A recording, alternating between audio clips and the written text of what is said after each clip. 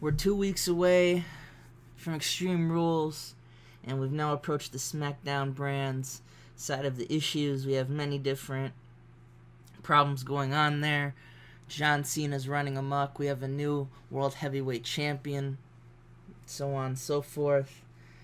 But most importantly, let's just jump right into this action.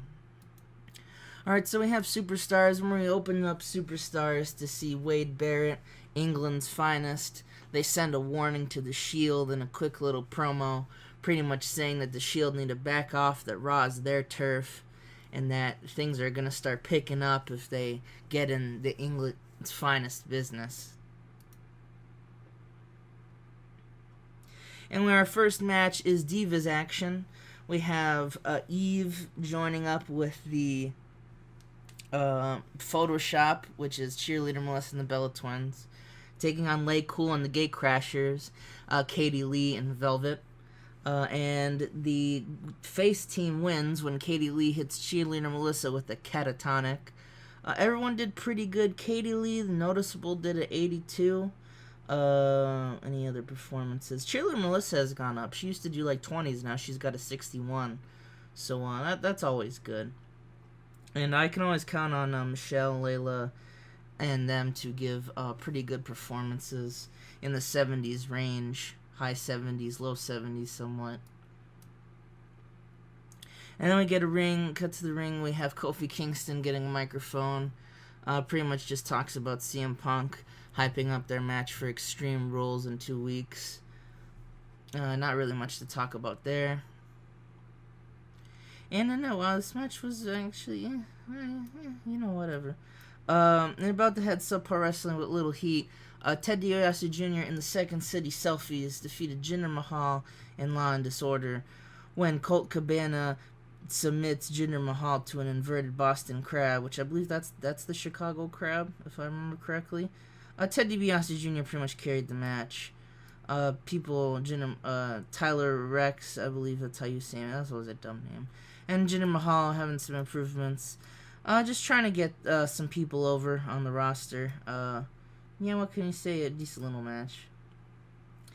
And we got Kevin Nash. Wow, I didn't expect Kevin Nash to do this good. Kevin Nash cuts a promo saying that on SmackDown he has a match. So if Swagger and Alberto know what's better for them, they'll keep out of his business, he'll keep out of theirs, and that he just wants to compete on SmackDown as a competitor. We have our main event of the evening, which is Daniel Bryan taking on Rey Mysterio. Raw's Daniel Bryan. He was drafted. I forgot to mention that. And he submits Rey with, I like to think it was the LaBelle Lock, not these repeated elbow strikes to the head. It's just not something I would consider a move he would use. And then after the match, Daniel Bryan walks over and offers his hand as a sign of respect. It should be the opposite way around. So Daniel Bryan celebrating. Ray comes over, offers the hand, and Daniel Bryan actually takes it. And they shake hands, and they look pretty good. Sign of respect from Daniel Bryan. 85B+. Quick little Superstars. I'll see you guys for SmackDown's main event show. The quest to get Buggy Nova over leads me to, I noticed, I don't know if she came back. I think she might have been on hiatus, but Melina was there, so I fed her and as a random match for Astra Dunla to just beat. I know I used the domination thing to try to get her over. Like I said, I know I mentioned it before. I honestly just thought, like, when the time came to just, like, spam her, like, what's the word? Just to spam her, like, pop up, like, just edit it. And I have thought of doing that for some certain wrestlers, edit certain stats. But I'm going to try to avoid that more likely. Because, again, the whole purpose of this series is not to play TEW, but it was heavily inspired by, in case you couldn't tell, saves like Tuck and Putty's brand split, where it's not about the stats, more about like the numbers you get, but more about the stories you tell. But anyway, and they had pretty good chemistry, so that made the match not as bad as. And Buganova's getting somewhat over. Hopefully, this dominating victory over a veteran like Melina gets her more over. And I wrote this promo out, and then Dolph Ziggler just not Dolph Ziggler, the whole save just crashed, so it's not as updated as I would like it. A lot of the promos in this episode aren't dated, but there's a big one. Don't worry. So Shawn Michaels opens up SmackDown saying, after watching John Cena's actions, he knows what he wants, and he won't be giving John Cena a title shot. He's figured that John Cena, by attacking Christian, by attacking Dolph and all them, that's what he wants, a World Heavyweight Championship shot. And the World Heavyweight Champion does come out. Dolph Ziggler comes down ringside. He says he doesn't care how John Cena is. He wants to beat his ass. He wants to fight John Cena after he gave him the title to prove he is a worthy champion, not just a placeholder for John to beat. He feels dirty having won the belt like this. He wanted to beat Christian fair and square, to his credit, and Christian put up a hell of a fight, but John Cena running in and causing that distraction is exactly what Ziggler felt when he messed up on one mistake during their match at WrestleMania. And he also tells Shawn that he wants John Cena in an Extreme Rules match, being at Extreme Rules, to see how he likes it when he gives him all that, those chair shots, those kendo sticks. He's want to punish John Cena for his actions. And Shawn Michaels thinks about it long and hard, but eventually he says, you know what? Fine. You got it. And hopefully this works. Will this exactly work? Yes. Next Generation... when Jane's term results. That kind of sucks. That's not what I wanted. But Dolph Ziggler's now a face now. I wanted to do that for a bit. What turn did I have? Probably John's turn. I got this once, so I think Dolph will be a little bit upset. But the turn went badly. Fuck you. But it makes sense for the storyline. Dolph's a face now. I kind of wish they fixed that in the next game. I get what they're going with, but I feel like I've only done a couple turns recently, and that's like, if you watch WWE, they turn people all the fucking time, but I guess that's why it's bad, so. But yeah, whatever, I have so much money, if Dolph feels mad, I'll just pay him off, and he'll, be my bitch for the next 2 years or whatever. But we have a hype video tonight. We have Ryback versus Rey Mysterio tonight. And we recap with, Ryback as well as Goldust, his actions. If you don't remember, Ryback beat the living fuck out of Goldust, the Intercontinental Champion. So we'll have to see how that goes off in their match. Pretty basic match between two almost main eventers. And a decent match. They don't click at all, so that kind of hindered it down to a B-. I was kind of hoping for something else, but, like Ryback usually gets like Ray usually gets like 80s and Ryback gets 70s, so I assume that's the clicking. But Ryback and Ray they botch a Mania the match, and then Goldust also distracts Ryback for a bit, but it's not enough to give Ray the win, and Ryback beats him with a suplex power slam. I don't know if that's the shell shock. I might have to go into his moveset and just create the shell shock for him to win with. And then, after the match, Goldust gets on the microphone and he says, Ryback, I'm not afraid of you. You want to have a match with me? Fine. You want a shot at my Intercontinental title? Fine. But it's going to be a last man standing match at Extreme Rules. And Ryback looks unfazed. He actually kind of looks happy the bit to punish Goldust even more than he originally thought of. So it's going to be Ryback and Goldust for the Intercontinental title last man standing match. That should be a match.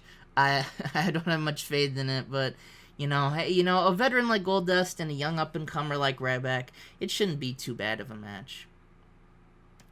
And then we have the Motor City Machine Guns defeating the Hart Dynasty when Chris Sabin, or just Sabin in this case, defeated Tyson Kidd with a Made in Detroit. Let's see. I expect this match to do a lot better. That's mainly David Hart Smith. Fuck you, David Hart Smith. You suck. Let's see. Lack of associated. I know why it messed up. Is because I forgot to put some storyline heat in there. So that's my bad just on that. But, pretty good match. And you figure with the Motor City Machines doing as good as they did that they're somewhat in contention for the tag team titles. Now we have a women's matchup. We have a defense of the of the Divas title, I should say, with AJ Lee fighting Karma. Karma brutalizing AJ every chance she gets, trying to keep AJ down, but AJ makes it out with a quick Shining Wizard and makes defense number 1 of her WWE Divas title. So AJ Lee already defending the title. AJ getting a 78. She usually gets better. I think it's because it was a calm the crowd match, and then Karma got a 70. So pretty good match overall. And then we have a hype video. It's going to be Kevin Nash, Sheamus, and Zack Ryder versus Jack Swagger, Alberto Del Rio, and Mark Henry for our main event this evening. We're going to see that match, and it's going to be a 78. Wow, the matches have sucked absolute dick. Mainly, I assumed it was Kevin Nash. But you know, whatever. Kevin Nash has a gimmick that's getting stale, huh? Kevin Nash, Sheamus, and Zack Ryder, they beat Alberto Del Rio, Jack Swagger, and Mark Henry in a 6-man tag team match when Kevin Nash hits the jackknife powerbomb on Jack Swagger. Kevin Nash was the weak link with a 67. Zack got an 85. Sheamus 89. Alberto with a 91. You know, Alberto, he's a pretty good main eventer, if I do say so myself. But yeah, no, the face team going over the heels team at the end there. But we do have one more segment before we go off the air. And we have John Cena. Now, John Cena makes his way to the ring unannounced. The fans probably booing him out the building. He comes out to, you know, that one song. I know it's generic song that everyone used for heel Cena. The hustle, loyalty, respect. Alleged, but I love it because I just figure it fits with the character I'm trying to go for, at least. But a heel John makes his way to the ring. He sits up, and he's gonna start cutting a promo. And he does. He says, "I want everyone to listen right now, because I will say this once and only once. Shawn Michaels, Dolph Ziggler, you say you know what I want. The truth is, you have no fucking idea what I want. You couldn't even begin to understand the plan I have created in my head. 3 years. 3 years my life has been an absolute lie. Everything I thought was up was down. Every moral I had was just a saying misused. When CM Punk beat me at Money in the Bank 2011, I said it was my fault. I let the people down. When The Rock beat me at WrestleMania 28, I thought the same thing. It was my fault. I let the people down. But over time, I began to slowly realize what was happening. For years, I held the beliefs of hustle, loyalty, and respect. But what does that truly mean? I realized those ideas not contrasted only with each other, but with the person I was trying to be. When I lost the chance to challenge for the WWE Championship, I was devastated. But in that time I took away from WWE, I realized how much of a tragedy it really was. The audience, the fans, they always hated me. I thought they hated me, though, because it was their right to hate me. They bought the tickets. They could chant Cena sucks all they want. I would give them one more chance. WrestleMania 29. I would finish off the last has-been of WCW, the company that would have killed all their wrestling dreams if it was still around today. The company that I didn't go to because I knew where the right place to go to was. But I let myself slip into being too concerned with outside forces, and Sting beat me. He made me tap out. He made me give up. I don't hate the WWE Universe, though. Don't get it twisted. I just don't concern myself with them anymore. When I beat up The Rock, when I ended The Rock's career, I didn't do that for anybody but myself, because on any given day, I'd wipe the floor with Rock. And now that I've seen the error of my ways, I'm twice as good. I don't need to prove to them that I'm the best wrestler in the sport. I need to prove to anybody that, because that's why everybody boos me. Not because I was doing anything wrong or holding back talent back in the day, because they're scared of me. They're scared of me snapping and realize what I know now. Dolph Ziggler, you're nothing, as is the rest of this roster. I'm going to win the World Heavyweight Championship, and I'm going to beat every single person you bring me out to fight, Mr. General Manager, because I am the greatest star this company has ever seen. Fuck Hulk Hogan. Fuck your Stone Cold Steve Austins. Fuck your Bret Hitman Harts. It's John Cena that's helped wrestling get to the pinnacle right now. There wouldn't be this era without Mr. John Cena. Just like Michael Cole says, I am the greatest ever. Hustle, loyalty, respect, a legend. And he throws the microphone down and he just walks off. And that's how we end our show. That's probably going to do a bad rating. Yeah, goddammit. Goddammit, Kevin Nash, you ruined the greatest SmackDown. But an overall SmackDown that was not as great in ratings terms, but John Cena is, yeah, he's focused on one thing, clearly. He doesn't care what anybody thinks, and he wants to win the World Heavyweight Championship. And I think that that's a bad thing if he were to do that. So we're going to have to see how that goes. We're only 2 weeks away from Extreme Rules.